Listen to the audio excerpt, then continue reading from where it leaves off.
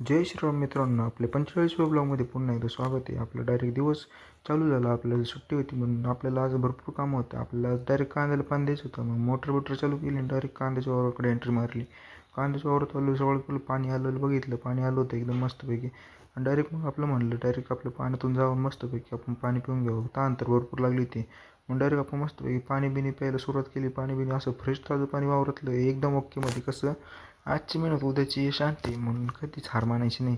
सकारात्मक विचार आणि सतत कठोर परिश्रम ह्याचे यशाचे मूलमंत्र आहे. आयुष्य एक सुंदर प्रवास आहे. प्रत्येक क्षणाचा आनंद घ्या आणि नेहमी पुढे चालू ठेवा. आपल्या स्वप्नांवर कधीच शंका करू नका. तुमच्यासोबत साकार करण्याची ताकद असते.